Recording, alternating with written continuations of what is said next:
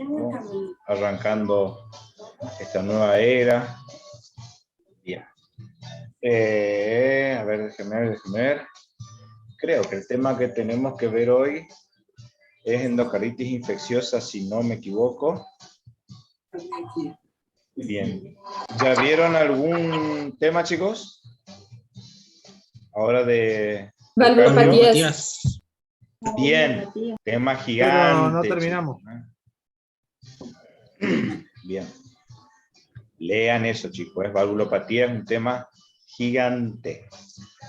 Se pregunta muchísimo sobre valvulopatía, tanto por la frecuencia y sobre todo porque, bueno, nosotros los cardiólogos y los clínicos en general, es algo de mucho hallazgo, ¿no? Nosotros siempre cuando vamos a revisar a los pacientes, ¿está muy fuerte la música, chicos? ¿Está bien ahí? ¿Ah? ¿Me dicen si no? Está bien, profe. ¿Está bien? Bueno. La valvulopatía en general, chicos, son situaciones o patologías cardíacas que muchas de las veces son hallazgos. ¿tá? El paciente puede venir por otra cosa y son hallazgos que a la semiología del tórax generalmente se encuentra, pero son muy importantes ya que como la patología que vamos a ver hoy, la endocarditis infecciosa, nosotros tenemos que tener presente las posibles complicaciones que pueden presentar estos pacientes. ¿Estamos? Así que vamos a hablar de otro tema que se pregunta muchísimo, que es endocarditis infecciosa. Vamos a hacer mucho hincapié sobre todo en cuanto a la clínica y al diagnóstico, chicos, cosa que cuesta muchísimo. Hay 2 o 3 patologías cardíacas que están demasiado organizadas y estipuladas con los criterios diagnósticos muy bien hechos para que el diagnóstico sea rápido y certero, y así todo, chicos, cuesta un montón. Uno de ellos es insuficiencia cardíaca. El diagnóstico de insuficiencia cardíaca es plenamente clínico, basándonos en los criterios de Framingham, haciendo algo extremadamente académico. ¿tá? Después, obviamente, en la clínica o en la realidad hay ciertas excepciones o ciertas cositas que nos ayudan, pero acá lo que tiene que quedar bien en claro es que esos scores diagnósticos que están, tanto los criterios de Framingham para insuficiencia cardíaca o los criterios de Dukes para endocarditis infecciosa, son fundamentales entenderlos a los criterios y poder localizarlos bien. ¿Está? Bien. Así que lo que vamos a hacer es... a ver, tengo que abrir el Power, chicos. Denme un segundo acá. Ahí.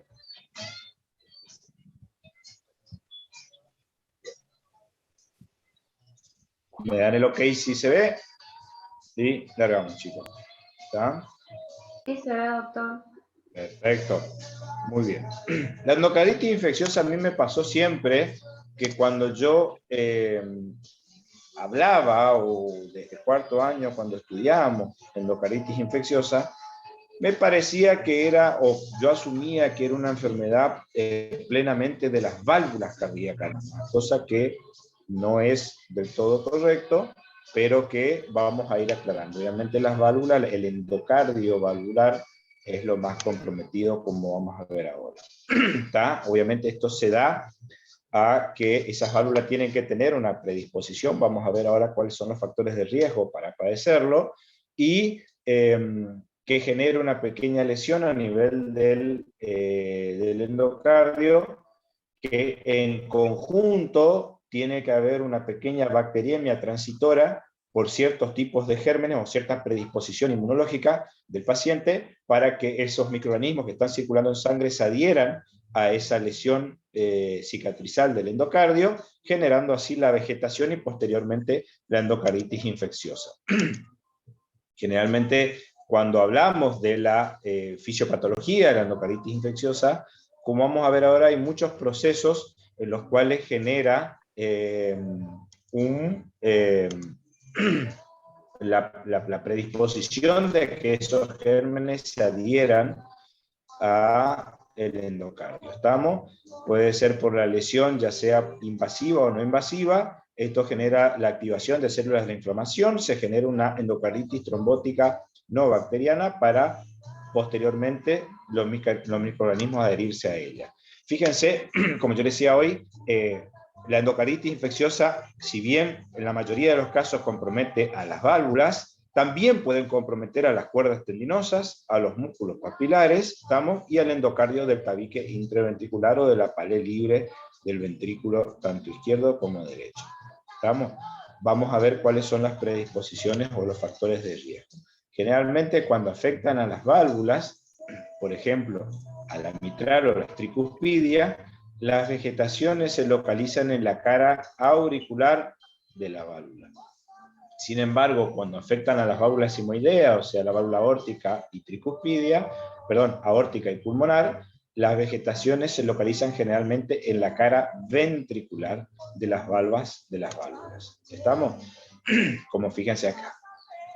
Las válvulas más comprometidas, obviamente, son la aórtica, la mitral y la tricuspidia, siendo la pulmonar en menor frecuencia de los casos. ¿Estamos? Esto es una enfermedad que fue creciendo en el transcurso de los años por distintos motivos. Primero y principal, por el uso irracional de antibióticos, que hizo que ciertos gérmenes adquieran mayor resistencia. Por otro lado, el aumento de la sobrevida de los pacientes, al haber pacientes más añosos, se encontró mucho más casos de endocarditis, y por otro lado, como mejoraron y avanzaron un montón de procedimientos invasivos para diagnósticos, sobre todo desde el punto de vista cardiovascular, como son los cateterismos, ya sea para lesiones coronarias o estudios electrofisiológicos, hizo que esta gran invasión a nivel del miocardio, del endocardio, perdón, produzcan estas lesiones y favorezcan a la presencia de este tipo de lesiones. Otra cosa muy característica o que ha mejorado en cuanto a la endocarditis es que se organizaron bien los criterios y se lograron hacer los correctos diagnósticos de la endocarditis infecciosa. Estamos, obviamente, los factores de riesgo en la actualidad sigue siendo el uso de drogas endovenosas. Esto tuvo un gran auge entre la década del 80 y del 90, la presencia de válvulas protésicas, la esclerosis valvular, la esclerosis degenerativa, por eso le decían los adultos, es muy común la estenosis aórtica, una de las valvulopatías más comunes de los abuelitos, y el mayor uso de procedimientos invasivos. Como vamos a ver acá, fíjense, esto es una coronariografía, esto es una foto que yo tengo desde mi residencia. Fíjense cómo se ve en forma espectacular las arterias coronarias. ¿Se llega a ver la flechita o no? ¿Sí? Bueno, fíjense, esta es el tronco de la coronaria izquierda, la descendente anterior con sus ramos, y la obtusa marginal. ¿Estamos? La circunfleja, perdón, con el ramo obtuso marginal. Fíjense, miren lo que es esto acá. Estos son dos imágenes del mismo paciente en un estudio electrofisiológico. Chicos, fíjense la cantidad de catéteres que tienen que introducir en un paciente para hacer un estudio electrofisiológico para poder localizar o tratar de imitar lo más fisiológicamente posible la activación eléctrica del corazón. ¿Estamos? Uno en la aurícula derecha, uno en las vejís, uno en el ventrículo derecho, uno en el seno coronario, y este es el catéter de ablación, que es el catéter que generalmente se está moviendo dependiente de los hallazgos que hayamos tenido. ¿Estamos? Esto ya vamos a ver después cuando se vean arritmias, como son las taquicardias paroxísticas supraventriculares, el aleteo auricular o la fibrilación auricular, las taquicardias ventriculares, vamos a ver dependiendo de las causas, o las extrasístoles que se pueden ablacionar, ¿estamos? El síndrome de Wolff-Parkinson-White, etcétera, etcétera. ¿Está? Otra cosa, fíjense, como yo les decía, los pacientes más añosos y mejoraron las técnicas de invasiva del corazón, lo que son la colocación de marcapasos. ¿Estamos? Fíjense, muchas veces, si bien la vegetación compromete al catéter en sí, no al endocardio, se asume como una endocarditis asociada a marcapasos. En este caso, en esta imagen de acá, fíjense que es un catéter, es un marcapaso bicameral, tiene un catéter en la aurícula derecha y un catéter en la punta del corazón, ¿tá? Y otro que está también bicameral, que se ve un poquitito mejor, fíjense, un catéter en la aurícula derecha y otro catéter en el ventrículo derecho. Ya vamos a después hacer un repasito de por qué algunos marcapasos tienen dos catéteres o tienen un catéter, ¿tá? Yo siempre pregunto, seguramente por ahí algunos chicos acá que ya saben, por qué este marcapaso está a la izquierda y por qué este marcapaso está a la derecha, ¿tá? Esto puede ser simplemente un marcapaso y este tranquilamente puede ser, además de un marcapaso, un cardiodesfibrilador. ¿Está? Bien. Bien. En cuanto a la clasificación de las endocarditis infecciosas, tienen dos tipos de clasificaciones. Primero, las características de la válvula y después el tiempo en el cual se transcurre. Tenemos las endocarditis de válvulas nativas, aquella válvula que aparentemente no tiene ninguna alteración, las de las válvulas protésicas en aquellos pacientes que ya han recibido un reemplazo valvular, la endocarditis de los adictos endovenosos, esto es muy común ya que tiene una clínica típica y hay que hacer siempre la sospecha en esos pacientes, y la endocarditis nosocomial o asociada a asistencia sanitaria. Esto en conjunto con todos aquellos pacientes que tengan tratamientos prolongados y tengan catéteres que en forma crónica. Por ejemplo, los pacientes oncológicos que reciben quimioterapia por los catéteres, los pacientes con insuficiencia renal crónica que se dializan, que tienen las fístulas arteriovenosas, o los catéteres de Quinton en la insuficiencia renal aguda, etc. Vamos a ver ahora imágenes, todo eso. En cuanto al tiempo de evolución, nosotros tenemos que las endocarditis de válvula nativa pueden ser agudas, aquella que tienen menos de un mes de evolución, subaguda, que es la presentación más común, que tiene entre un mes y 6 meses de evolución, y la endocarditis crónica, aquella que tiene más de 6 meses de evolución. Generalmente las endocarditis crónicas están asociadas además con un síndrome de impronación infeccioso, el paciente viene adelgazado, asténico, con signos de caquexia, etcétera, etcétera. En cuanto a la válvula protésica, tenemos de dos tipos, la temprana y la tardía. La temprana es aquella endocarditis que aparece dentro del primer año de realizado el reemplazo valvular, ¿ah? Y la tardía es luego de un año. Esto es tremendamente importante, chicos, porque uno de los pilares para que la endocarditis infecciosa tenga una buena evolución es el inicio temprano del tratamiento antibiótico. ¿Estamos?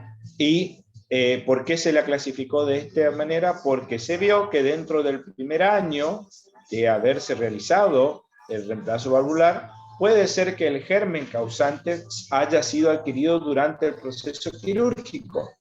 Por lo tanto, el tratamiento empírico va a ser distinto. Y en aquellas valvulopatías protésicas tardías, los gérmenes son prácticamente iguales a los de la válvula nativa. Entonces, el tratamiento empírico es otro. En cuanto a la endocarditis por los draguitos endovenosos, generalmente compromete a la válvula derecha, siendo la válvula tricúspide la de elección, y estas valvulopatías lo que tienen es que generalmente forman vegetaciones grandes que producen tromboembolismo pulmonar, como vamos a ver ahora en la clínica, que son muy severos y hay que van a cirugía estos pacientes. ¿Estamos? Muy bien. ¿Levantaron la mano? ¿Puede ser? Profe, essa endocarditis de válvula protésica é dependiente se é biológica ou metálica ou pode passar em las dos? Es independiente, porque generalmente la endocarditis de las válvulas no es en la válvula en sí, sino en el sitio donde se hace la sutura de la válvula. ¿Entendés? Entonces es totalmente indistinto en cuanto al tipo de válvula. Seguramente ha de haber un pequeño, de mayor porcentaje de una válvula a la otra. Yo en este momento no te sabría especificar, pero vamos a dejar pendiente, voy a buscar bien para la clase que viene. ¿Sabes? Excelente la pregunta, Antunes, ya que obviamente hay que tenerla... cada vez que yo tengo o hago el seguimiento de un paciente que tiene un reemplazo valvular, yo tengo que tener dentro de las posibles complicaciones la presencia de una endocarditis. Ahora vamos a ver bien cuáles son los cuidados que hay que tener que tiene un paciente con un reemplazo valvular. ¿Estamos? Y la endocarditis asociada a asistencia sanitaria crónica o aquellas nosocomiales son aquellos pacientes que tienen más de 48 horas de internación y que son poliinvadidos. Ustedes van a ver en los pacientes que están en terapia intensiva, generalmente suelen tener una vía venosa central sí o sí. Eso va a hacer que ese catéter vaya directamente hasta la aurícula derecha, ¿tá? Como vamos a ver ahora en las imágenes. Fisiopatológicamente, hay una lesión endotelial por el motivo que fuera. Puede ser invasiva, puede ser hemodinámica. Muchas veces hay ciertas situaciones de hiperdinamia en la que la sangre circula en forma rápida, por ejemplo, en los pacientes muy estresados, en pacientes con crisis hipertensiva, los pacientes que tengan hipertiroidismo, los pacientes anémicos, que hacen que la circulación de la sangre dentro del corazón sea muy dinámico y eso hace que pueda lesionar ese flujo rápido a nivel del corazón y le estima el endocardio. ¿Está? Esa lesión endocárdica, ¿está? Apaguen los micrófonos. Hay un micrófono prendido. Perdón, chicos, ahí recién escuché. ¿Estamos? Bueno, ¿me escuchan bien? ¿Está? Perfecto. Sí. Entonces, vamos a suponer que hay una lesión por el motivo que fuera, ¿está? A nivel del endocardio. Esto va a generar, esta lesión, como te decía, puede ser hemodinámica o traumática. Esto va a generar, como en cualquier proceso del organismo, que se liberen sustancias que activen los inmunocomplejos y las cascadas de la coagulación. Hay depósito de fibrina para tratar de cicatrizar ese endotelio lastimado, y eso va a generar una endocarditis trombótica no bacteriana. ¿Estamos? O sea, una inflamación del endocardio que se está cicatrizando. Si justo en ese momento yo tengo alguna maniobra, algún procedimiento invasivo, ya sea de la piel y las mucosas, que generen una bacteriemia transitoria, como habitualmente hay, cepillarse los dientes genera una bacteriemia transitoria, extraerse una muela, una cirugía, ponerse un piercing, hacerse un tatuaje, todos esos procedimientos en la que haya una pequeña ruptura de la barrera entre la piel y el corriente sanguíneo, puede hacer que genere la bacteriemia transitoria, y que si yo encuentro esta bacteria circulando y se topan con esta zona donde se está cicatrizando, puede hacer que haya adherencia y colonización bacteriana, ¿tá? Que estos dos en conjunto forman la vegetación séptica, que es el centro de la fisiopatología o de toda la lesión que puede generar la endocarditis. ¿Estamos? Obviamente esto por un lado van a tener las manifestaciones cardíacas por lesiones propias de la vegetación, como vamos a ver ahora, y a su vez esto va a generar cierta respuesta inflamatoria sistémica con producción de antígenos, anticuerpos, producción de pequeñas embolias sistémicas, etcétera, que van a generar otros síntomas como lo son la esplenomegalia, la formación de inmunos complejos que pueden ser filtrados por el riñón y dañados, y las metástasis sépticas, que son las manifestaciones extracardíacas. A su vez, estas vegetaciones se pueden desprender y generar por sí sola una tromboembolia, que generalmente puede ser, como yo le decía, los drogadictos endovenosos son pulmonares, o si son de las válvulas izquierdas, pueden ser embolias principalmente cerebrales, como vamos a ver ahora. ¿Estamos? O sea que todo esto es fundamental, o lo más importante, para la formación de la lesión cardíaca en sí. ¿Estamos? Entonces, para arrancar desde acá, lo que vamos a hacer es vamos a empezar a escribir cada uno de estos pasos para que se vaya entendiendo bien cómo se va formando el proceso inflamatorio infeccioso y la lesión, y las distintas manifestaciones clínicas.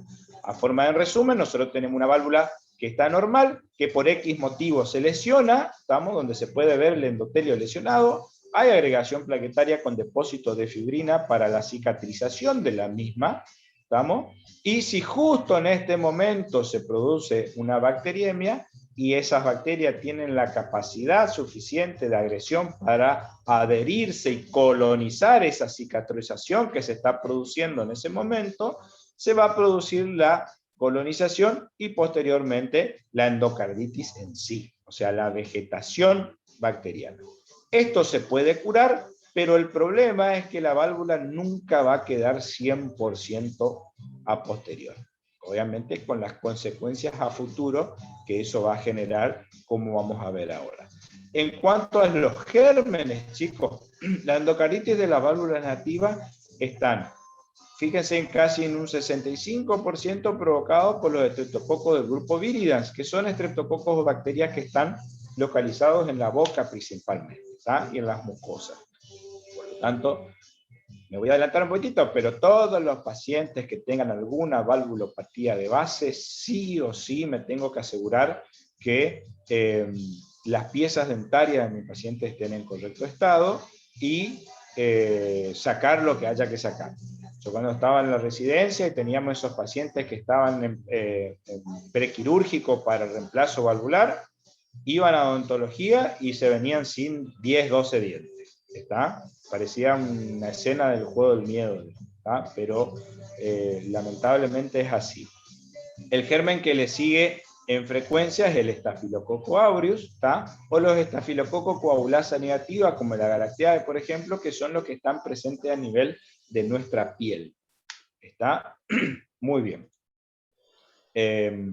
Obviamente, generalmente el Staphylococcus aureus suele generar una endocarditis de válvula nativa de tipo aguda. La evolución clínica de estas endocarditis son un poquitito más agresivas o más rápidas que las provocadas por el grupo Viridans. ¿Estamos? En las válvulas protésicas, acuérdense que habíamos dicho que teníamos las endocarditis tempranas cuando tienen menos de un año de la cirugía y las endocarditis tardías cuando tienen más de un año. Fíjense que en las tempranas los gérmenes más frecuentes son los Staphylococcus coagulasa negativa, como la Galactiae, que son los que están presentes en la piel, o sea que pudo haberse infectado o hecho durante el procedimiento quirúrgico. Sin embargo, en la tardía, fíjense que vuelve a adquirir importancia los estreptococos del grupo Viridans.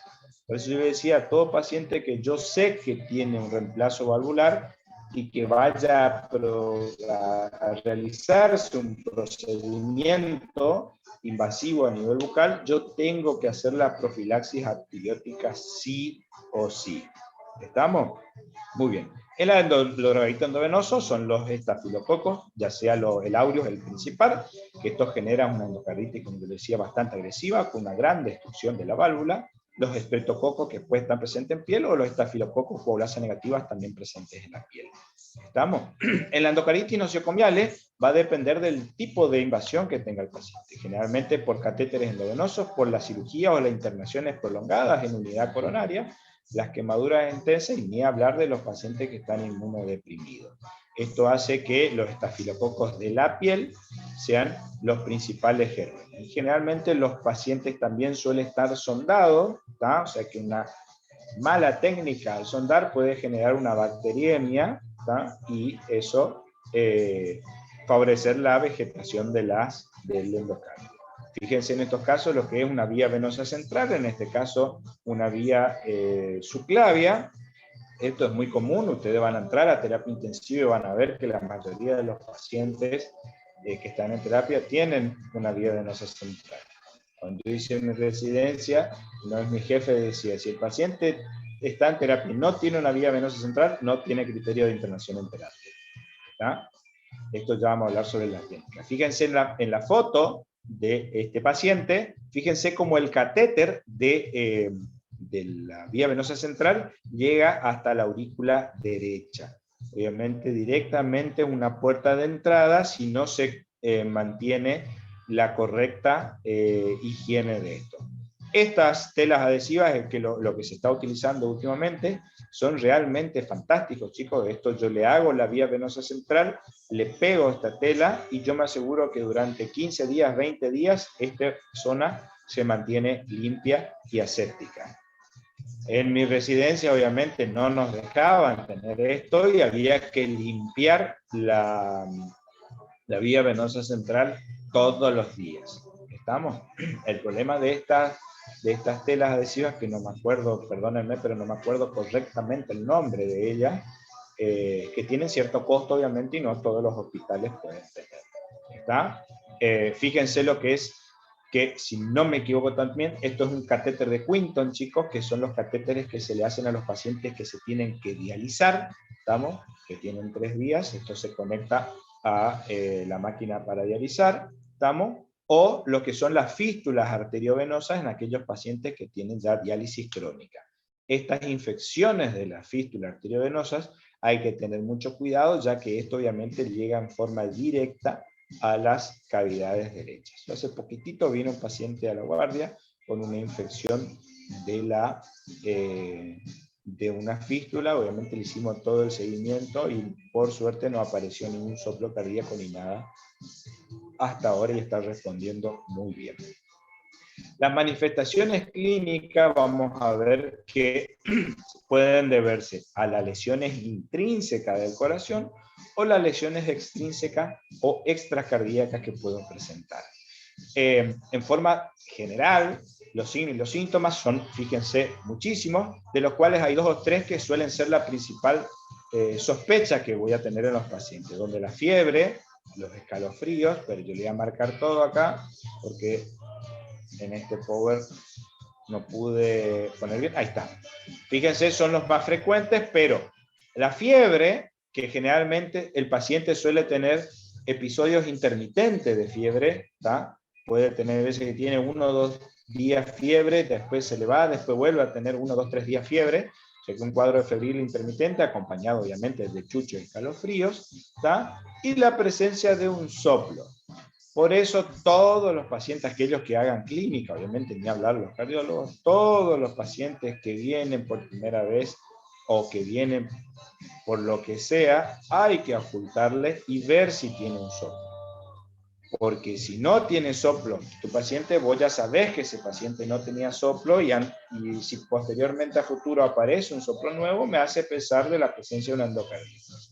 O tener, si el paciente ya tiene de base un soplo, estudiar bien las características de ese soplo, porque si cambian las características de ese soplo, también es un criterio mayor para el diagnóstico de endocarditis infecciosa, como vamos a ver ahora. ¿Estamos? Muy bien. De toda la fisiopatología, como habíamos dicho hoy, teníamos las manifestaciones cardíacas y las manifestaciones extracardíacas. Vamos a empezar por las manifestaciones cardíacas. Esto obviamente, lamentablemente, acá en el Power, cuando voy por Zoom, yo tenía videos de los distintos soplos que puede dar la endocarditis, pero lamentablemente no se pueden reproducir, siempre se traba un poco. Así que yo voy a ver la forma después con la doctora de coordinar y tratar de subir la clase con los soplos para que ustedes escuchen y practiquen obviamente para entrenar el oído un poquitito. No hay otra forma de aprender soplos a nivel cardíaco. La destrucción de la válvula por la vegetación me va a dar un soplo de insuficiencia valvular. Pregunta de examen, ¿eh? Pregunta de examen. ¿Qué tipo de soplo da la endocarditis infecciosa? Un soplo de insuficiencia valvular. Obviamente, después, dependiendo de qué válvula sea la comprometida, el soplo va a cambiar las características. ¿Estamos? Soplos regurgitantes, ¿está? Que pueden ser diastólicos regurgitativos, si afecta a la válvula aórtica o la válvula pulmonar, ¿está? Y sistólico regurgitativo, se afectan a la válvula mitral y tricuspidia. ¿Queda claro esto? Pero siempre es un soplo de regurgitación. ¿Estamos, chicos? Pregunta de examen, ¿eh? ¿Qué tipo de soplo da la endocarditis infecciosa? Un soplo diastólico, perdón, un soplo de regurgitación. Si afectan a la válvula aórtica y pulmonar, el soplo va a ser diastólico regurgitativo. Y si afectan a la válvula mitral o tricúspide, va a ser sistólico regurgitativo. ¿Estamos?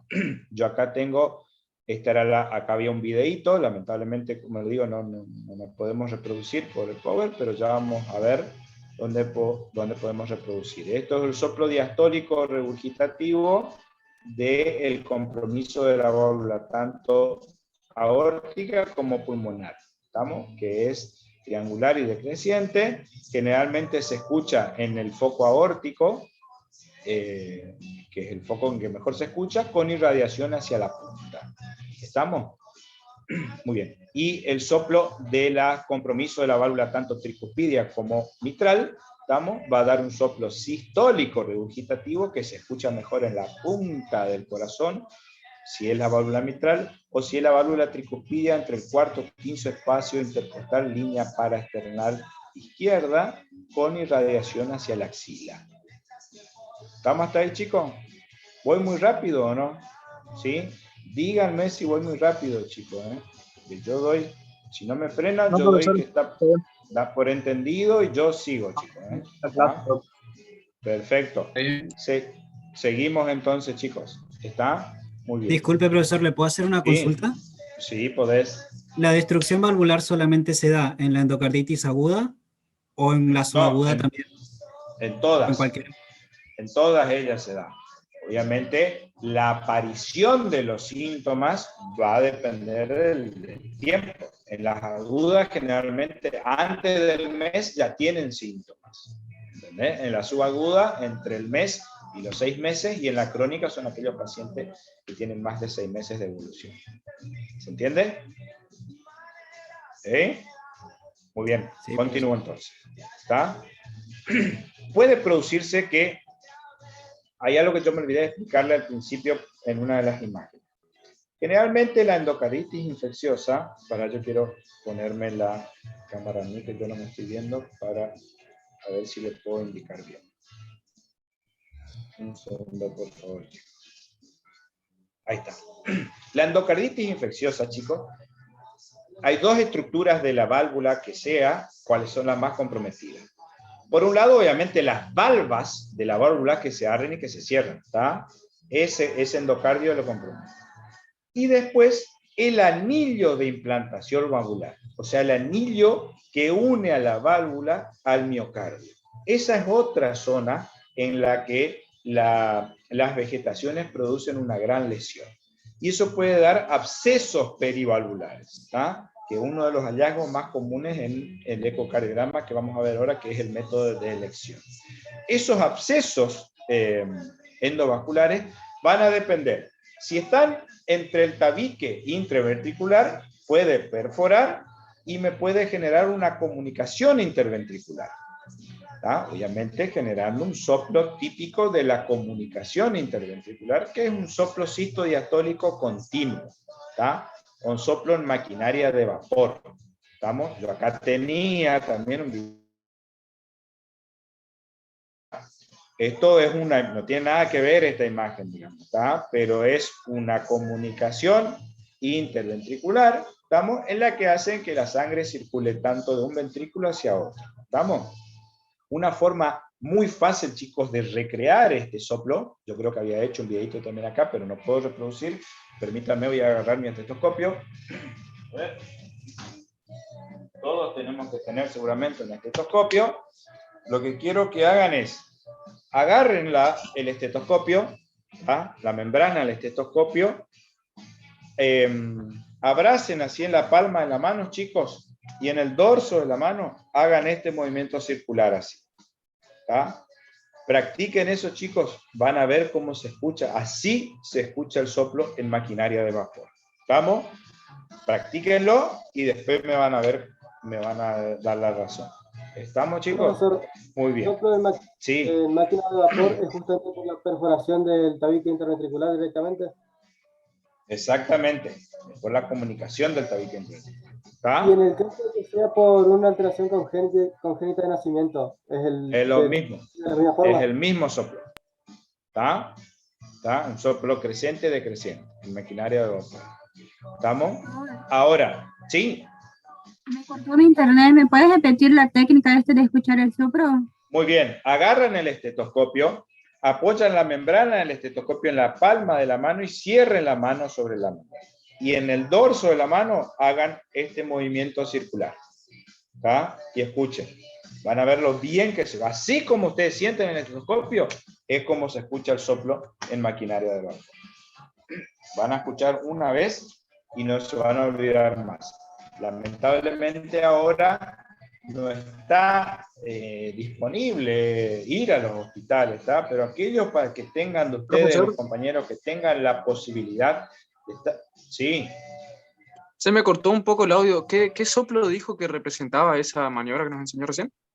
el soplo sistodiastólico continuo de la comunicación Perfecto. interventricular, ¿tá? Si tienen la posibilidad, chicos, de ajustarle la fístula a un paciente renal crónico que se dialice, las fístulas arteriovenosas, da un soplo también exactamente igual. Van a escuchar eso una vez, chicos, y no se van a olvidar nunca más. ¿Está? Muy bien. Ahora, si el absceso perivalvular está sobre la pared libre del ventrículo, puede perforar ese ventrículo. ¿Está? Perdón. Antes me estaba olvidando. También en el tabique interventricular desciende el haz de His, ¿tá? Que trae el impulso desde las aurículas para posteriormente bifurcarse y transformarse en la rama derecha y en la rama izquierda de cada ventrículo. Si yo lesiono el haz de His, me puede generar una arritmia con un bloqueo auriculoventricular completo. ¿Estamos? En este caso se puede ver, esto era un videito también, que lamentablemente no podemos reproducir, pero ya vamos a subir, ¿tá? Y me genera un bloqueo auriculoventricular, ya vamos a hablar de arritmia, ¿tá? Donde las aurículas laten a una frecuencia y los ventrículos lo hacen a una frecuencia mucho más lenta, como fíjense acá, 45 latidos por minuto. Esto es indicativo de marcapaso definitivo. ¿Está? Muy bien. Ahora, si el absceso perfora la pared libre del ventrículo izquierdo, esto hay una invasión pericárdica de ese proceso infeccioso y me va a generar una pericarditis, que la mayoría de las veces es purulenta, ya que es una invasión bacteriana, y a su vez obviamente puede salir sangre al pericardio, de generarme un derrame pericárdico y posteriormente a un taponamiento cardíaco. En este caso, fíjense acá, la vegetación compromete la pared libre del ventrículo, se perfora esta pared y pasa tejido, fíjense acá en esta imagen, lo que es una pericarditis purulenta, ¿tá? Esto cuando quirúrgicamente se hace la pericardiostomía, o sea, cuando se abre el pericardio, esto está adherido al corazón, se abre como un velcro. Creo, no sé, los alumnos brasileros si me entienden, se abre como un velcro, chicos, eso está pero pegado así, ¿tá? Parece un abrojo. Obviamente esto también puede hacer que se extravase sangre a ese pericardio, generando un taponamiento cardíaco, dando la típica imagen en botellón en la radiografía, y si esto se vuelve severo, ¿tá? Puede hacer que los ventrículos no se puedan distender y me lleva a un taponamiento cardíaco, ¿tá? Situación grave, obviamente. Hay que drenar rápidamente ese taponamiento y solucionar quirúrgicamente la perforación cardíaca. Ahora, esas son todas las manifestaciones cardíacas que puede tener la endocarditis, ¿tá? O sea, la lesión propia por la vegetación. De las manifestaciones extracardíacas, pregunta de examen, siempre estas manifestaciones extracardíacas, ¿tá? Se deben a la respuesta inflamatoria que genera obviamente el proceso infeccioso que se está provocando.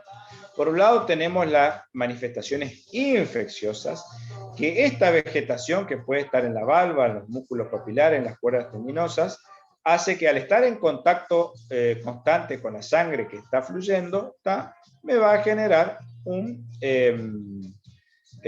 al estar en contacto constante con la sangre, me va a generar desencadenar las respuestas de un proceso infeccioso común, como siempre. Obviamente, donde la fiebre es el signo o el síntoma principal, asociado a chucho, escalofríos, taquicardia, taquipnea, y hasta incluso puede generar broncoespasmos, ¿tá? Por el proceso inflamatorio. Esto se llama impregnación infecciosa, ¿tá? Que muchas veces suele pasar, el paciente puede consultar 1 o 2 veces inclusive por esta fiebre y no ser diagnosticado de la endocarditis. Esto, si se mantiene en el tiempo, esta impregnación infecciosa, el paciente empieza a perder apetito, empieza a perder peso, queda con astenia dinamia, puede hasta incluso presentar uñas en videoreloj ya y palillo de tambor ya en las enfermedades crónicas, o sea, con más de 6 meses de evolución, que esto, si se mantiene o dependiendo de la virulencia del virus, puede generar una sepsis generalizada y un shock séptico. El shock séptico secundario a endocardititis infecciosa tiene una altísima mortalidad. Altísima mortalidad. ¿Está? Muy bien. También este constante contacto que tiene la sangre con las vegetaciones va a hacer que se esté constantemente estimulando a la formación de complejos inmunes, y estos complejos inmunes que circulan en sangre pueden depositarse en distintos puntos y generar lesión por sí mismos. ¿Estamos? O sea que estos antígeno-anticuerpos se depositan en distintos órganos. Por ejemplo, si baja las articulaciones, me va a dar una artritis inmune, que generalmente son dolores artrálgicos con edema de la articulación, generalmente caliente, que impresiona un proceso infeccioso. ¿Tá? Si van a los riñones, que es muy común, puede darme una glomerulonefritis, ¿tá? Que esto asociado a un síndrome nefrítico, o sea, con hematuria, edema e hipertensión arterial, si se sostiene en el tiempo, me puede llevar a la insuficiencia renal. Muchas veces esto es de rápida evolución, ¿tá? Rápida evolución. Y obviamente otro signo muy típico de la endocarditis infecciosa son las esplenomegalia, ¿tá? Ya que acuérdense que el vaso es un órgano filtro, y al depositarte estos complejos antígeno-anticuerpos en el vaso, me van a generar una esplenomegalia.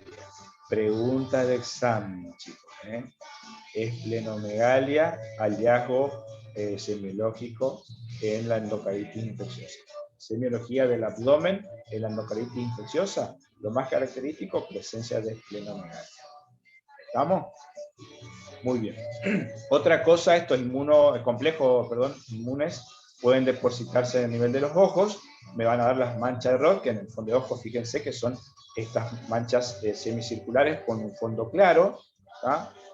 La doctora Sosa, la doctora Estuñó, que el día de mañana, si Dios quiere, van a tener la oportunidad de rotar por clínica médica, saben muchísimo de estos chicos, así que tienen que aprovecharlas a las dos, ¿tá? Para hacer el fondo de ojo.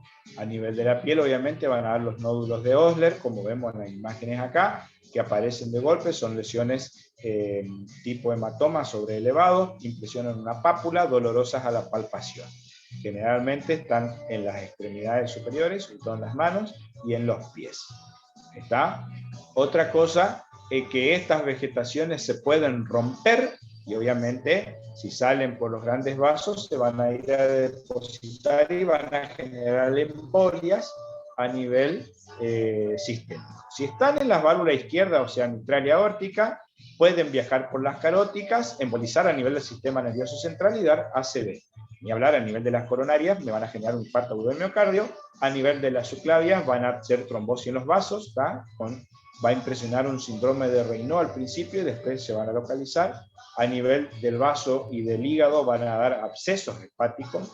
A nivel renal va a dar insuficiencia renal con un dolor lumbar y fiebre, ¿tá? Característica. Y si van a las arterias mesentéricas del intestino, me va a dar un cuadro de isquemia intestinal aguda.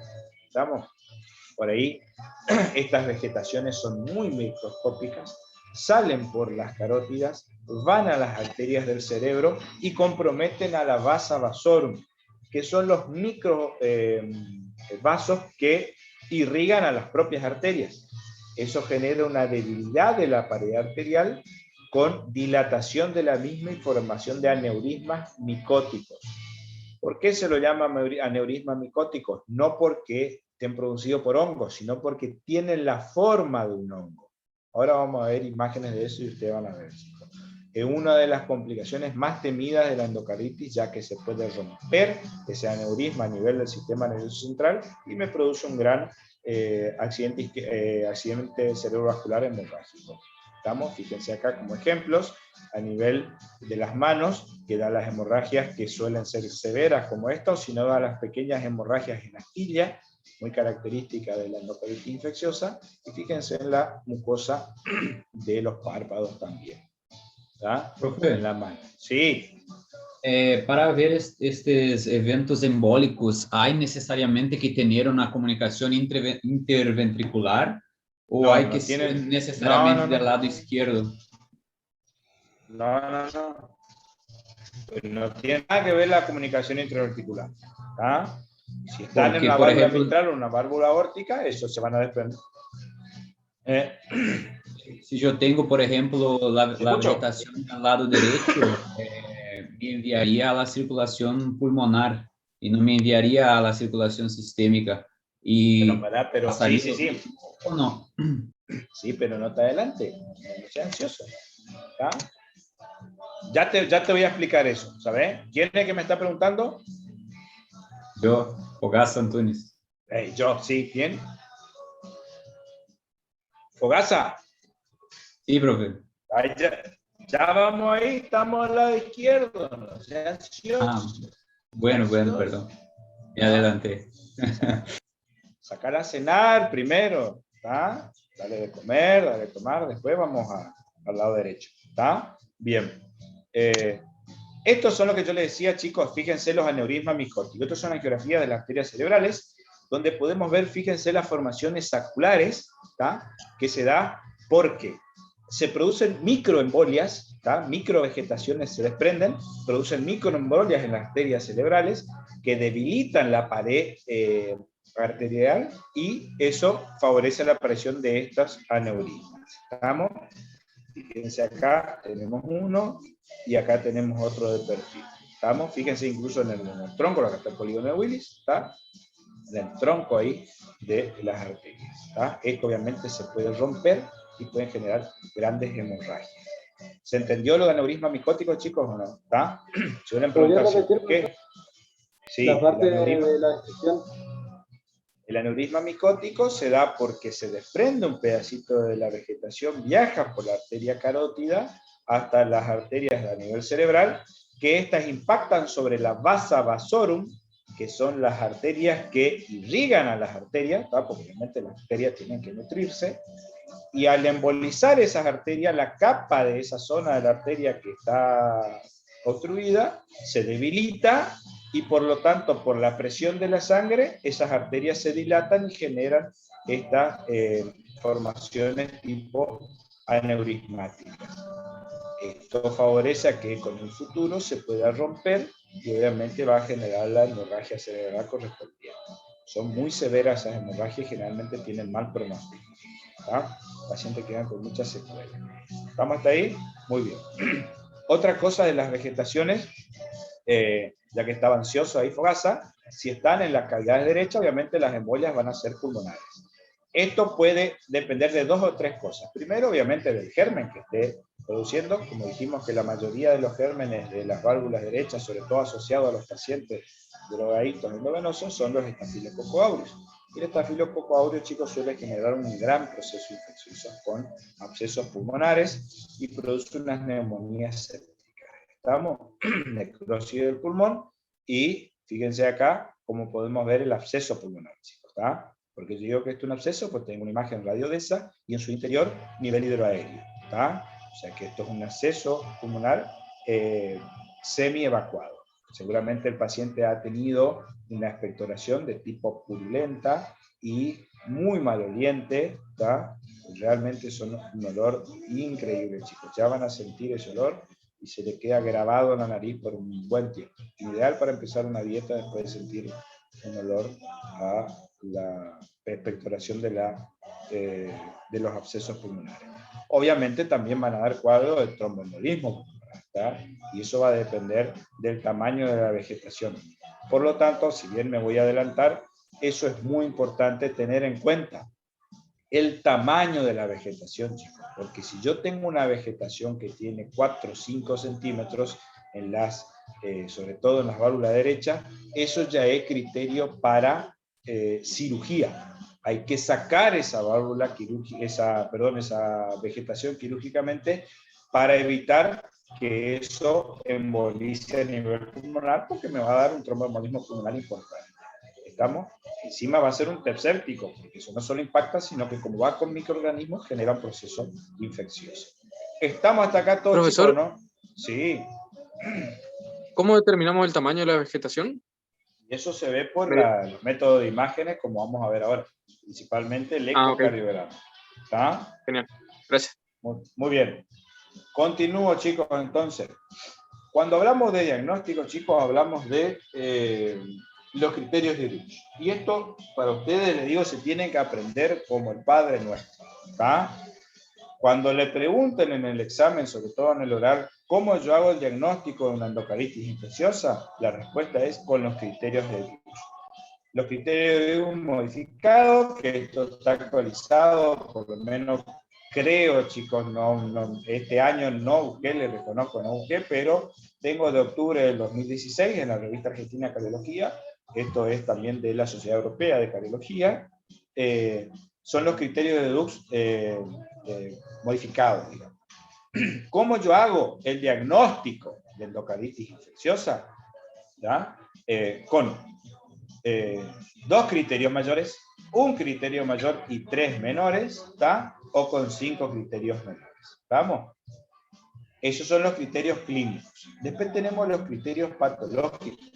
Van aquellos pacientes que tengan hallazgos clínicos susceptibles, sugestivos de endocarditis infecciosa y pueda demostrar yo tanto en cultivos o en toma de muestras directas la presencia de esos microorganismos, como vamos a ver ahora. ¿Está? Después tenemos las endocardititis infecciosas posibles, que estos por ahí son los grises, cuando yo tengo solo un criterio mayor y un criterio menor, que no me da por definición para endocarditis infecciosa, pero debo tener siempre presente la posibilidad de que por ahí el paciente estamos agarrando en forma temprana la endocarditis y no llegó a formar todos los otros criterios clínicos para decir. O cuando tengo solo 3 criterios menores, como vamos a ver ahora. La endocarditis rechazada, que esto fue pregunta de examen, creo que el año pasado, es cuando ya yo tengo una firme alternativa diagnóstica que explique el cuadro que está teniendo el paciente, ¿no? O sea, cuando yo estoy seguro que hay otra cosa la que está dando la fiebre, el chucho, el calofrío del paciente. Cuando tengo una rápida resolución, chicos, cuando en menos de 4 días de antibiótico el paciente ya está 100% sano, lo más probable es que no haya sido una endocarditis infecciosa. Cuando haya ausencia de evidencia patológica en la endocarditis, en la cirugía o en la autopsia, o con tratamiento por 4 días, y cuando no se encuentren criterios que obviamente posibles para endocarditis infecciosa. ¿Vamos? Los criterios mayores de Dux están basados en 2 puntos. Primero, en el hallazgo de los microorganismos que están produciendo ese proceso infeccioso. Y el otro, en la demostración o la evidencia de que hay un compromiso endocárdico. ¿Está? Resumiendo esto, chicos, los criterios mayores, por un lado, tengo que obtener sí o sí un hemocultivo positivo, o tengo que encontrar en el ecocardiograma la lesión endocárdica. ¿Estamos? Ahora, no todos los hemocultivos positivos son criterios mayores para los de Dux. Cuando yo digo que el hemocultivo positivo es un criterio mayor para los de Dux, cuando me dan 2 cultivos positivos separados en lo posible, al menos por 1 hora, en lo posible, al menos por 1 hora, para gérmenes típicos. O sea, yo tengo un paciente que viene con fiebre, chucho, escalofrío, yo le oculto el corazón y tiene un soplo de regurgitación, yo digo, bueno, puede ser una endocarditis infecciosa. Le tomo las muestras como es de hemocultivo y me dan para gérmenes típicos, por ejemplo, me dan 2 Streptococcus víridas, listo. Eso es un hemocultivo con criterio mayor. ¿Estamos? ¿Se entiende, chicos?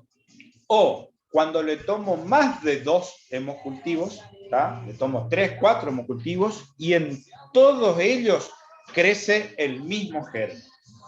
Y esto es fundamental, este criterio, porque generalmente cuando yo tomo un hemocultivo, hay que hacer una correcta antisepsia, se toman de distintas partes del cuerpo la sangre. Por ejemplo, si voy a tomar 3 hemocultivos, tengo que sacar de 3 lugares distintos. O sea, brazo derecho, brazo izquierdo y la pierna, por ejemplo. ¿Está? Entonces hay que pinchar al paciente en 3 lugares distintos y cada lugar tengo que hacer la correcta antisepsia. Capaz por ahí en uno de ellos yo no limpié correctamente y me sale un estafilococo coagulasa negativo, uno positivo de los 3. Ese no tiene criterio mayor para hemocultivo positivo. Ahora, si en los 3 tubos que yo tomé me sale el mismo germen, ahí sí tiene un criterio mayor. A menos que pasen 2 situaciones. Que haya limpiado mal yo, o sea, que sea un desastre y haya limpiado mal yo al paciente para hacer hemocultivo, o como suele pasar en las residencias, que uno está cansado, uno no duerme y el paciente está hace fiebre a las 3 de la mañana y le tenés que hacer hemocultivo, se toma una sola muestra de un solo lugar, ¿tá? Y pongo en los 3 tubos, ¿tá? Eso me contaron que se hace, chicos. Yo no hice eso en mi residencia y ahí te va a dar obviamente positivo para los 3 tubos. ¿Está? Muy bien. ¿Levantaron la mano, chicos?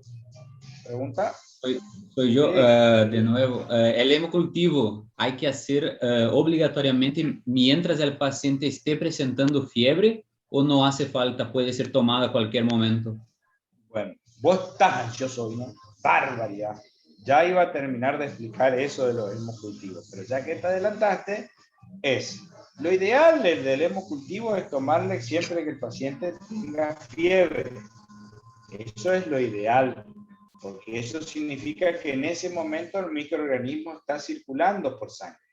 El problema es que muchas veces la clínica del paciente no te da el tiempo para tomarle una muestra cuando hace fiebre y esperar a que vuelva a hacer fiebre de nuevo. ¿Por qué? Porque como bien dijimos hoy al inicio de la clase, una de las principales factores para que tenga una buena evolución la endocarditis es el inicio temprano del antibiótico. Entonces muchas veces yo no tengo tiempo porque la clínica del paciente no me permite. Entonces yo en transcurso de 5 o 10 minutos ya le tomo de distintos lugares. Si el paciente está oligosintomático y él tolera, o sea, no hay una descompensación hemodinámica en mi paciente, yo trato de esperar si cada vez que el paciente haga fiebre. ¿Se entiende, chicos, ese criterio? ¿Está? Profe. Muy bien. Y otra cosa, Profe, sí. ¿y la muestra del catéter central, hago una vez o tiene que sí o sí hacer 3 veces también? Porque si está centrado. Bueno, estaba por explicar también eso. Si yo tengo un paciente que tiene una vía venosa central, ¿vamos?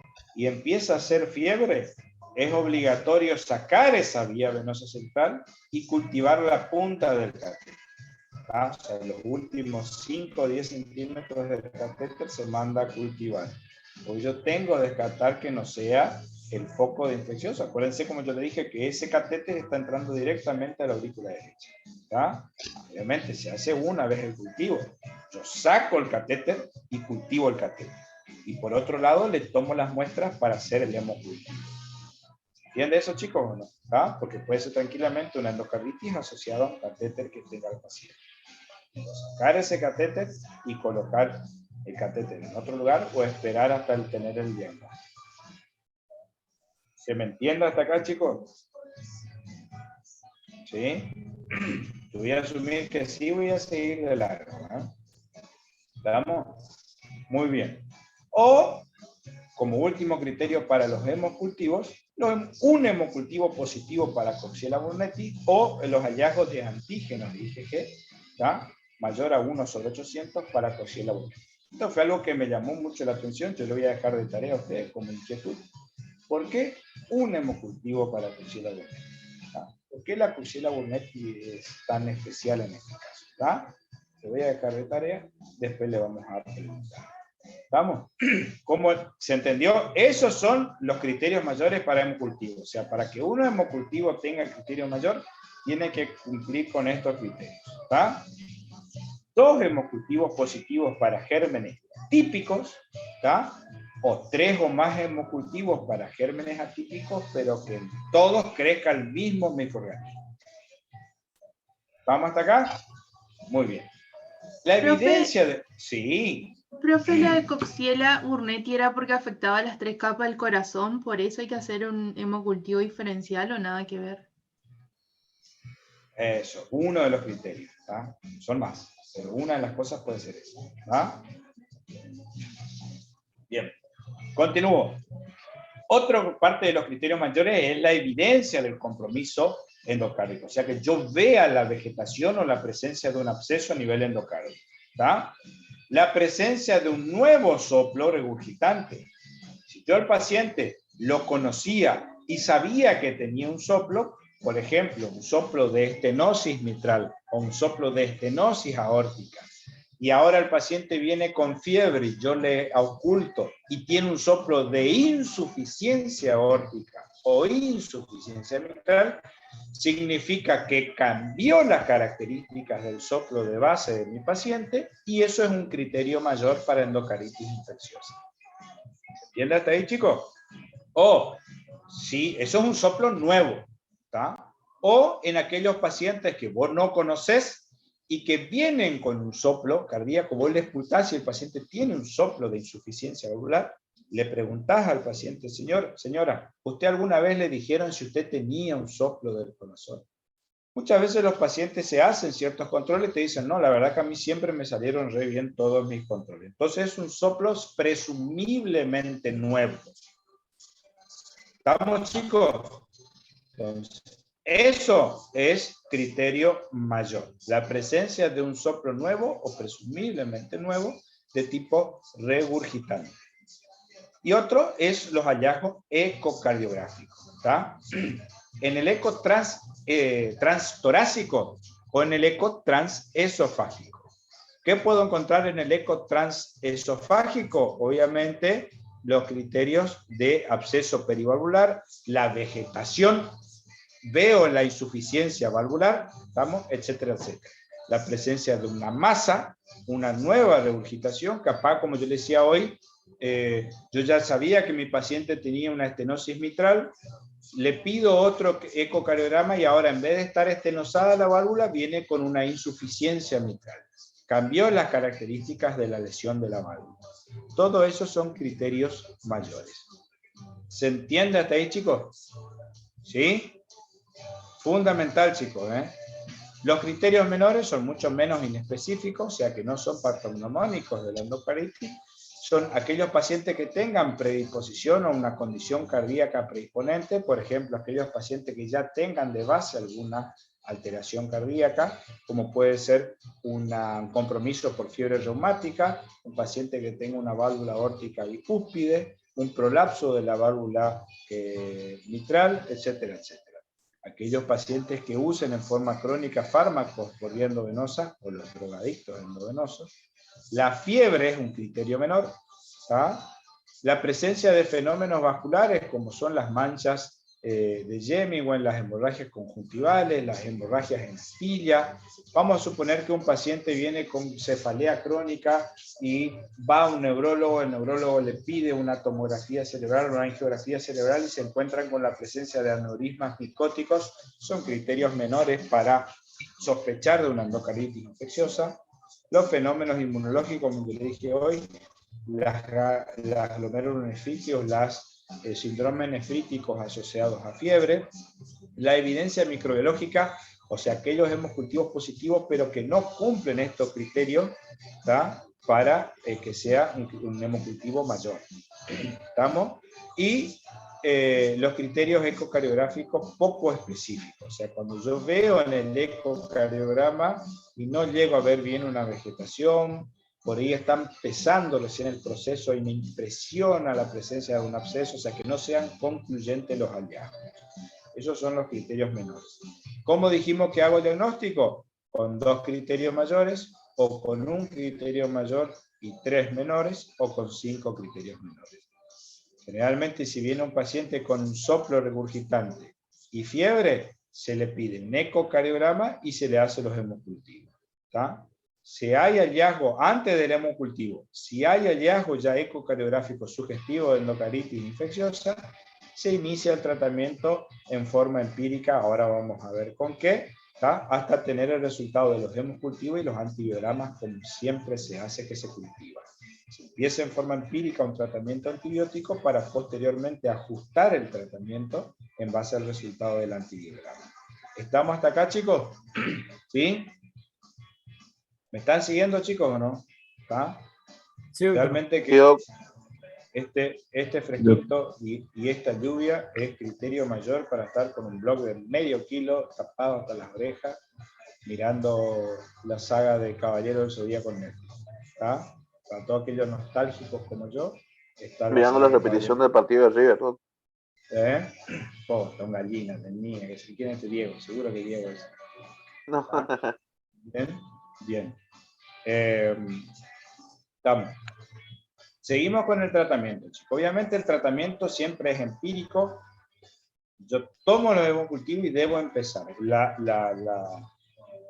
Factor pronóstico para buen pronóstico de la evolución, chicos, es el inicio temprano del tratamiento antibiótico. ¿Da? Fundamental, chicos. Fundamental para que el paciente tenga una buena evolución. Entonces, fíjense acá. Esta tablita está bastante resumido. Perdón, está con el doctor Miguel. Está bastante resumido, donde fíjense acá. Si yo tengo una endocardititis de válvula nativa, donde dijimos que los gérmenes por ahí más frecuentes eran principalmente los estreptococos del grupo Viridas, generalmente el tratamiento de elección, chicos, pueden ser ampicilina sulbactam o amoxiclavulánico por vía oral. ¿Tá? Esto está mal acá, amoxiclavulánico por vía oral, pero estos pacientes, lo ideal, y esto es una regla, chicos, paciente con endocarditis infecciosa, el tratamiento se inicia por vía endovenosa. Se inicia por vía endovenosa. ¿Tá? El inicio del tratamiento de la endocarditis empírica es por vía endovenosa. ¿Qué con el antibiótico? No sé por qué no está acá ahora por ahí. Sí, para ella ya te digo. Porque acá, no sé si se me atravesó. A ver, voy a pasar. Ahí está, vamos. No sé por qué está esta acá, chicos. Esta primera. Esto es, fíjense. Si yo tengo, ¿cómo se llama? Una endocarditis infecciosa de válvula nativa, donde dijimos que principalmente los estreptococos orales, ¿tá? O los estreptococos grupo B, la combinación ideal es penigenta.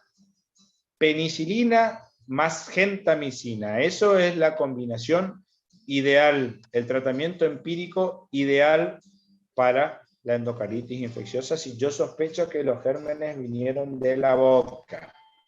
¿Estamos? Penicilina, se da la dosis de 12 a 18 millones de unidades por día, ¿tá? Dividido en 6 dosis, o sea, se puede hacer cada 4 horas. ¿Tá? Y esto es importante, chicos. Fíjense, el tratamiento es largo, ¿eh? Durante un mes. Entre 21 y 28 días.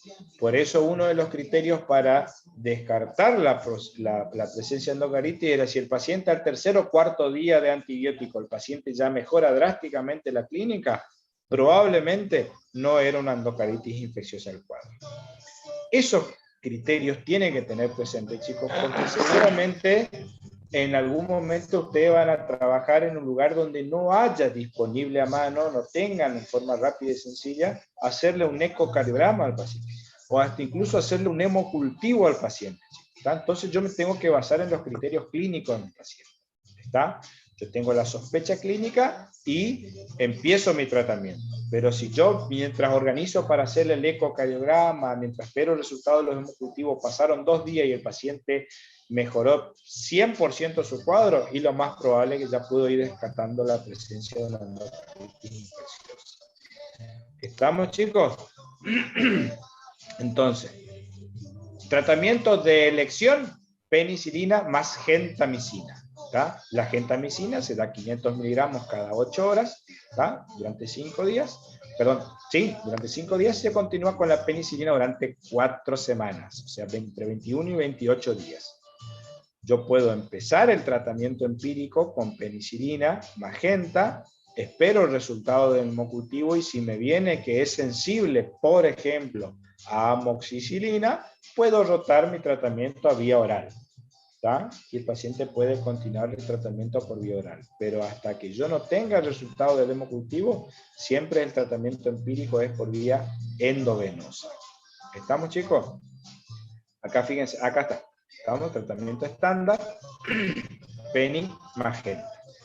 ¿Estamos? 4 semanas de penicilina o ampicilina magenta, que es el equivalente de la amoxicilina por vía endovenosa. Peni o ampicilina más gentamicina. ¿Estamos, chicos? Muy bien. Obviamente, para los pacientes alérgicos a los beta-lactámicos se suele preferir de entrada vancomicina magenta. ¿Está? Una alternativa a esta vancomicina que se puede intentar es ceftriaxona más gentamicina, pero siempre asociado a una aminoglucosa. ¿Por qué? Porque se vio que la asociación al aminoglucósido evita 2 cosas. Primero, las bacteriemias, ¿tá? Que genera esa bacteriemia transitoria. Y segundo, produce una sinergia con los beta-lactámicos o asociado a la cefalosporina de tercera generación, así potenciando su efecto antibiótico. ¿Estamos hasta ahí, chicos? Esto estamos hablando si yo sospecho que son gérmenes de la boca, como bien dijimos acá. ¿Estamos? Muy bien. Ahora fíjense, si es un estafilococo, por ejemplo, un paciente que es un drogadicto endovenoso, un paciente que tiene un antecedente reciente de una cirugía menor, ¿tá? O sea, que puede entrar por piel, un paciente que se haya puesto un piercing, chicos. Yo vi en mi residencia 3 chicos jóvenes, 2 varones y una mujer, que hicieron una endocardititis infecciosa por un estafilococo aureus porque se pusieron un piercing ellos solos, digamos, sin la correcta antisepsia. Y otra causa también, hoy en día por ahí más comunes, vi un chico que hizo una endocarditis infecciosa por un estafilococo aureus y el foco de entrada fue un pequeño forúnculo que tenía en las piernas porque el paciente se afeitaba las piernas, ¿tá? Hoy en día las mujeres están muy exigentes en ese sentido, ¿tá? Como reacia a los cabellos y hacen que los hombres no tengamos que depilar más, o sea que por culpa de las mujeres hay más endocarditis infecciosa en hombres que en depilación. ¿Estamos? Muy bien.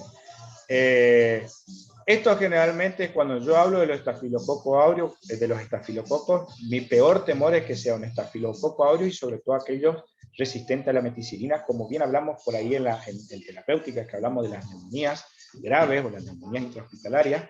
Los metafilococos resistentes a la meticilina son gérmenes muy agresivos, ¿tá? Entonces, si yo tengo la sospecha de que es un germen de piel, un estafilococo aureus, el tratamiento empírico de elección es la vancomicina, ¿está? Empiezo con vancomicina previamente haber tomado los hemocultivos y espero el resultado del hemocultivo y del antibiograma. Yo empiezo con la vanco asociado a genta como siempre, ¿está? Si a los 2 o 3 días tengo el resultado, me sale un estafilococo, pero sensible a un antibiótico menos potente que la vancomicina, empiezo a descomplejizar y le cambio a ese antibiótico sensible. ¿Estamos, chicos? Siempre hay que tratar de dejar la vancomicina como última opción. Que quede bien en claro. Si yo tengo la sospecha de un germen, un estafilococo, ya sea aureus o los poblaces negativos, tratamiento empírico, vancomicina. Cuando yo sospecho, cuando el paciente tenga el antecedente de una cirugía reciente, por ejemplo, una colecistectomía, una apendicectomía, una cirugía estética, la extracción o la colocación de puntos cualquiera, o sea, la intervención quirúrgica a la piel que no haya tenido una correcta, ¿cómo que se dice? Profilaxis antibiótica, ¿tá? Yo debo empezar, que son estafilococos, empiezo el tratamiento empírico con vancomicina hasta obtener el resultado. Esto es importantísimo, chicos, ¿eh? Factores de mal pronóstico para la endocarditis infecciosa. Siempre que ustedes lean en el libro, chicos, en un apunte donde fuera, los factores de mal pronóstico son los que tienen que leer, chicos, en forma rápida y tener bien grabado. ¿Por qué? porque esto ya se da un panorama de cómo puede evolucionar mi paciente. Y uno ya debe hablar con la familia de mi paciente y prepararlos, chicos, ¿tá? Es muy difícil hablar con la familia de los pacientes cuando un paciente ingresa y tiene una muy mala evolución y una rápida mala evolución y fallece rápido. Entonces uno tiene que estar preparado y ya saber, chicos, nunca dar falsas expectativas o falsas esperanzas a la familia. La edad avanzada es un factor de mal pronóstico, o sea, la endocarditis en pacientes añosos es de mal pronóstico. La endocarditis sobre válvulas protésicas o en aquellos pacientes que tengan alguna comorbilidad, diabetes mellitus, insuficiencia renal crónica, EPOC, que estén inmunodeprimidos por algún motivo. ¿Estamos? Que el paciente secundario a la endocarditis infecciosa haya insuficiencia cardíaca, insuficiencia renal, que haya hecho un accidente cerebrovascular, un ictus hemorrágico, como dije yo, y que podía ser secundario a la ruptura de los aneurismas micóticos, el shock séptico, como yo le dije hoy, o que haya complicaciones perianulares. Como yo le dije hoy, puede haber un absceso en el anillo de implantación y muchas veces en las válvulas protésicas se produce un absceso de ese anillo y rompe los puntos por los cuales sujeta y la válvula se mueve, ¿tá? Y eso es de mal pronóstico. Obviamente, en cuanto a los microorganismos, la endocarditis por Staphylococcus aureus, por hongos o por bacilos gram negativos, pero principalmente por los Staphylococcus aureus son de mal pronóstico. Y después, obviamente, los hallazgos ecocardiográficos que me hablan de un mal pronóstico de esa endocarditis son las complicaciones perivalvulares como los abscesos o la formación de comunicaciones interventriculares, por ejemplo, la regurgitación severa, o sea, que me genere una insuficiencia valvular severa, eso es mal pronóstico, que me provoca un deterioro de la función ventricular, que esto me va a llevar concomitantemente a una insuficiencia cardíaca, que haya hipertensión pulmonar. La hipertensión pulmonar siempre de mal pronóstico asociado a cualquier patología. Las vegetaciones sean grandes. Acuérdense, como yo le había dicho hoy, cuando tengo vegetaciones de 4 centímetros más, eso ya es indicación quirúrgica para invadir al paciente. Que tengo obviamente una disfunción protésica. Si yo tengo una válvula protésica y que se desprende y la válvula se mueve, eso queda una comunicación aurículo-ventricular con cambios bruscos de la presión, o que produzca una alteración de esa válvula lesionada con un cierre prematuro de la válvula que va a generar un gran aumento de la presión sobre la aurícula y posteriormente sobre el torrente de la arteria pulmonar. ¿Estamos hasta ahí, chicos? Muy bien. Hasta ahí llegamos con endocarditis infecciosa. Bastante concisa la clase, obviamente es un tema muy interesante para leer, es una patología que clínicamente es muy rica, ¿tá? Así que, y sobre todo que preguntan mucho, chicos, ¿tá? Yo les aconsejo es que traten de leer este tema de el Farreras, ¿tá? Que está muy bien ahí, endocarditis infecciosa.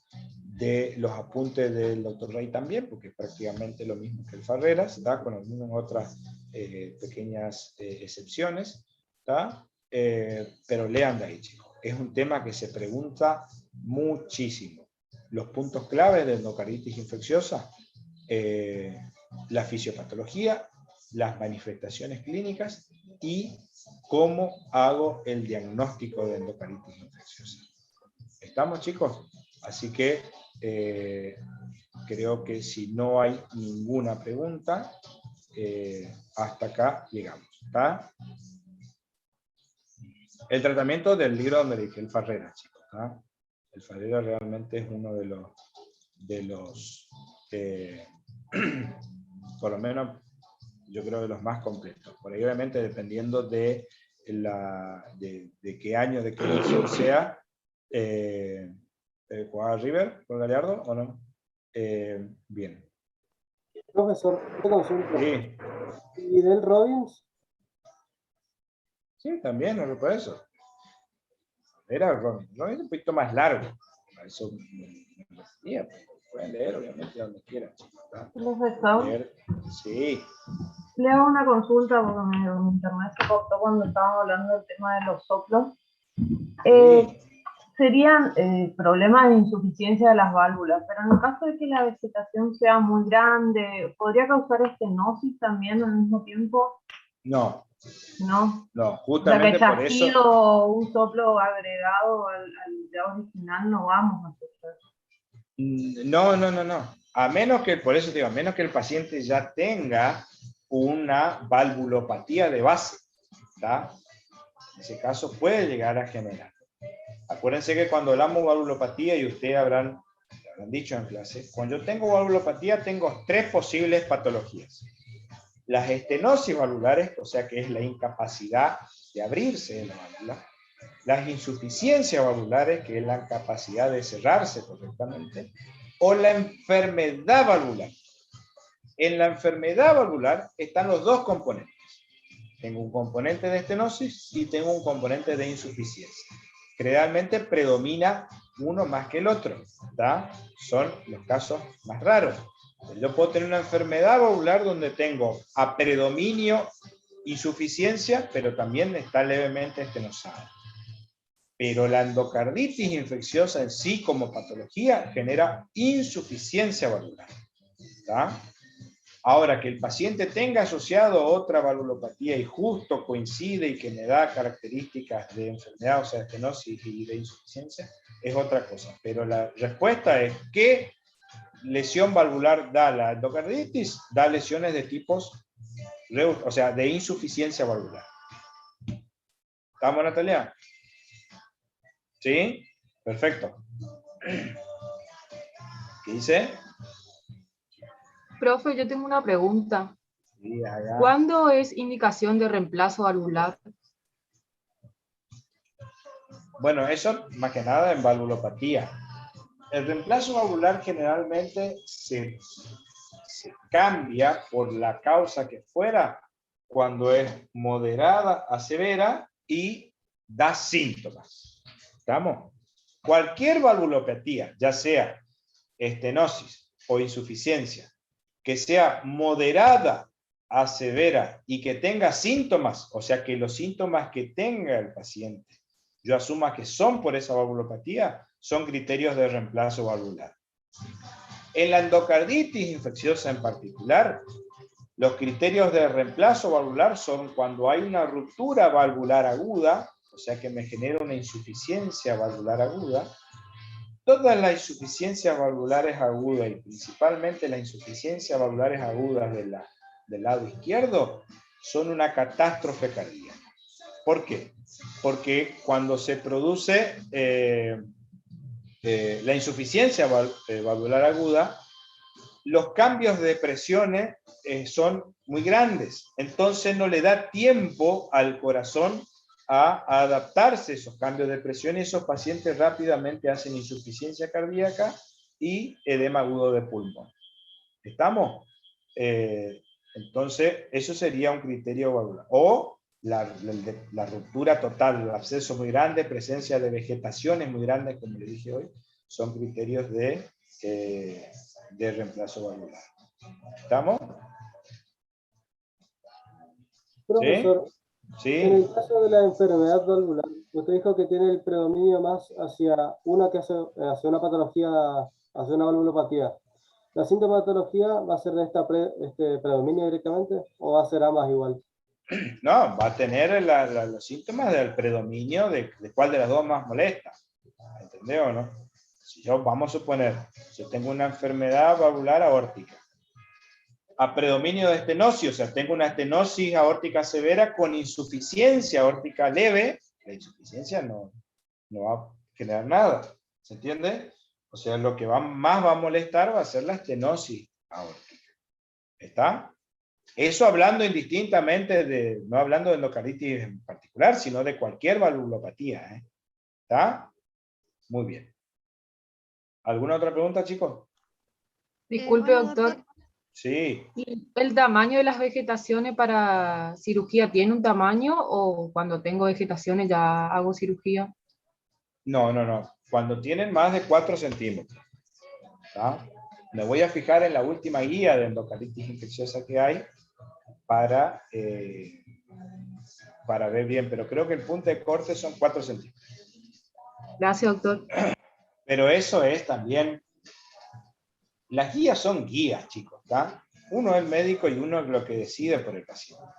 Si yo tengo un paciente, ponele que tiene una endocarditis de la válvula mitral, que tiene varias vegetaciones chiquititas, está haciendo microembolias pulmonares, y yo tengo una vegetación de 3 centímetros, y no voy a esperar que esa vegetación llegue a 4 centímetros. Por ahí ya se le opera antes a ese paciente. ¿Estamos? Pero eso es el día a día, eso es la realidad del paciente. ¿Está? Las guías o lo que dicen los libros, que la indicación quirúrgica es al menos, por lo menos, 4 centímetros de baja. 5 centímetros. Yo creo que habían bajado a 4 centímetros. ¿Se entiende o no? Pero si yo estoy internado en tu hospital, estoy haciendo ya embolia chiquitita y tengo una válvula, una vegetación de 3 centímetros, ya operame, no espere que llegue a 4 o ya se desprende esa de 3, me va a hacer un TEP grande. Cuídame. En esos pacientes estaría indicado anticoagulación. No, porque esto es un trombo con vegetación. ¿Ya? O sea, no va a disolver la anticoagulación, porque es una vegetación. ¿Ya? Hay microorganismos ahí que son los que forman. ¿Estamos hasta ahí? Bien. ¿Alguna otra pregunta, chicos? Sí. Por la clasificación, ¿con cuál deberíamos de quedarnos? Porque en el Ferreras es diferente la clasificación a la que nos dio usted. Sí, en realidad lo que yo hice fue resumir acá un poquitito la clasificación del Ferreras. ¿Ya? El Ferreras habla más sobre tiempo de evolución que de otra cosa. ¿Ya? Pero cualquiera de las dos está bien, chicos. No hay ningún problema. ¿Ya? Sí, la última, en realidad, en lugar de decir del cuidado de la salud, dice endocarditis de los pacientes portadores de marcapaso y desfibriladores. Es lo mismo. Es lo mismo. Se ponga quisquillosa. Es lo mismo. ¿Ah? Bueno. Se te va a aceptar igual. Si vos me decís así, te va a aceptar igual. ¿Estamos? Bien. ¿Se entendió, chicos? ¿Seguro? Yo necesito que se entienda, chicos, porque a mí yo me puedo sentar acá, como yo siempre le digo, a 2 horas, 1 hora y media, hablar, digo la clase, miro los power y me voy. ¿Ya? A mí me pagan exactamente igual, pero a mí no me interesa eso. Yo quiero que ustedes entiendan. Obviamente, acá no termina endocarditis. Yo lo que hice fue una clase de un pantallazo de endocarditis para que ustedes después peguen una buena leída y estudien bien endocarditis. ¿Ya? Repito, muchos de ustedes acá va a ser la última vez que van a leer endocarditis. La primera y última vez que lean endocarditis. ¿Tá? Así que tienen que leer, chicos. ¿Tá? Tienen que practicar y estudiar bien estas patologías porque son patologías bastante frecuentes, sobre todo en aquellos pacientes internados. ¿Tá? Así que tengo que tener siempre la sospecha. Capaz yo no trato, pero por lo menos tengo que tener la sospecha y llamar al que sabe. ¿Tá? Muy bien. ¿Se entendió, chicos, o no? ¿Sí? Profe. Bueno. Electro, no. Creo que el doctor Miguel da electro. Pero no importa, vamos a tener clases de repaso de electro seguro, chicos. Seguro vamos a tener clases de repaso. Yo suelo siempre tratar de organizar un día que yo pueda, que estemos tranqui, pedir unas 3-4 horas de Zoom, ¿tá? Y repasamos todo el electro. ¿Tá? Las generalidades de electro, chicos, no me pida que le lean.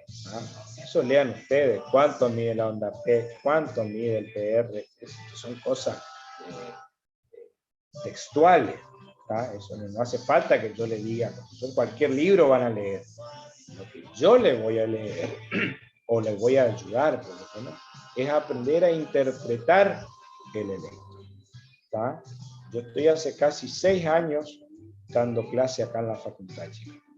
Y yo todos los años fui viendo las cosas que más cuestan, fui tratando de mejorar eso para que ustedes aprendan, y así todo ustedes no me aprovechan. Aprovechenme, chicos.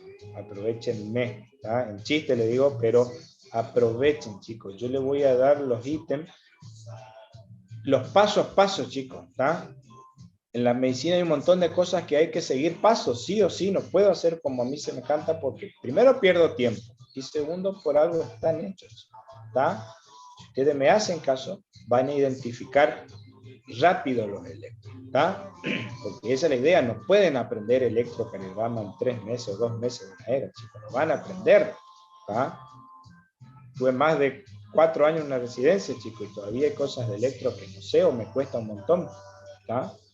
Pero la idea es que ustedes por lo menos sepan identificar por lo menos las 3, 4 patologías más frecuentes, ¿tá? De las cuales algunas dependen de la vida, chicos, del paciente. Los paros cardíacos todos son con arritmias ventriculares severas, o sea que tengo que aprender a identificar una taquicardia ventricular, una fibrilación ventricular o una sistolia, una actividad eléctrica sin pulso. Es un ritmo de paro cardíaco, chicos. Eso va mucho más allá de lo que de la especialidad que usted haga. ¿Vamos? Todos los pacientes mueren de paro cardíaco, así que el corazón siempre va a estar involucrado. ¿Estamos, chicos? Muy bien. Espero le haya servido la clase, como siempre les digo. ¿Está?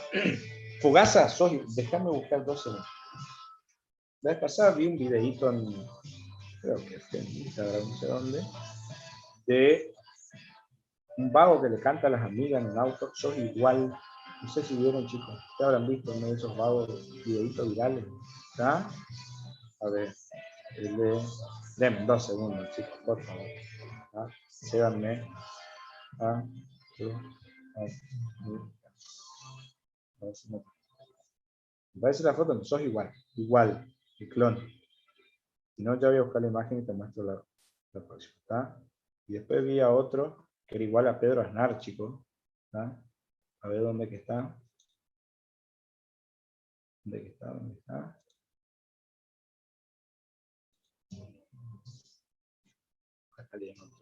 Acá está. Fontaura, sos igual a Pedro Aznar. Igual a Pedro Aznar. ¿Está? Muy bien. Bueno, chicos. Vamos a meterle pata, chicos. Cardiología es una era complicada. Es complicada, chicos. Esto lamentablemente las estadísticas de la era de cardio no mejoran año a año. Sigue manteniendo la misma cantidad de desaprobados por era. Es una era que cuesta un montón. Tiene electrocardiograma de por medio, chicos. Así que vamos a meterle pata, chicos. Ayúdenme a romper esa estadística. Yo lucho año a año para aumentar y cambiar esa estadística, ¿está? A mí me molesta mucho esa tasa de desaprobación que hay, ¿está? Pero vamos, ayúdenme, chicos, ayúdenme, vamos a salir adelante, ¿está? Entre todos, chicos, ¿está? Métanle pata, estudien, estamos empezando la era, no se queden, chicos, tenemos que empezar a estudiar, no se atrasen con los temas, son temas grandes, ¿está? Endocardititis infecciosa es largo, hipertensión arterial es largo, insuficiencia cardíaca es largo, valvulopatía es largo, son todos temas largos, ¿está? Y encima en conjunto están. Terapéutica vamos a ir bien de la mano de los temas que estamos viendo. Ahora ya estuve arreglando algunas cositas de las clases, ¿está? Vamos a empezar la semana que viene, si me equivoco. Así que les invito a aquellos que ya hayan hecho terapéutica, si quieren participar, para pegar un repasito. Y vamos a hablar bien sobre los tratamientos. ¿Está? Abrazo grande. Están habilitados de no estudiar los domingos. Pueden ser domingo, da cáncer de culo. Hasta el sábado al mediodía no más se estudia. ¿Está? Así que suerte a los hinchas del San Pablo Palmeira hoy, ¿o no? Vamos a mirar la primer final. ¿Está? Neverton. No, vos sos gremialista. Seguro sos gremialista. No, soy Inter. Corintiano, qué bárbaro. No, bueno. Inter, no. Colorado. ¿Del Inter? Sí, bien, seguro. Bien. Bueno, está perdonado. Bueno, chicos, les mando un abrazo grande. Estudien, no duden en preguntar, chicos. Obviamente por ahí yo, si me demoro en contestar, en algún momento me hago un tiempito y contesto. están acá para aprender. Lamentablemente nos tocó otro año de pandemia, pero bueno, seremos historia en algún momento. Van a ser los doctores de la pandemia. Abrazo gigante y disfruten. Cuídense, chicos, por favor, cuídense otra cosa. Fíjense la tasa de infección en pacientes jóvenes y la tasa de mortalidad que está teniendo por COVID en pacientes jóvenes. Estuve hablando con colegas míos que están en El Dorado, Misiones, y me contaron de un montón de situaciones, chicos, de pacientes entre 18 y 25 años infectados en situaciones críticas. Cuídense, chicos, y cuiden a los suyos. Abrazo grande y estaremos en contacto. ¿Vamos? Chao, chao, chicos. Hasta luego, profe. Gracias. Hasta luego, profe. Hasta luego, doctor. Chao, Doc, gracias. Vale, chao, chao. Hasta luego, gracias.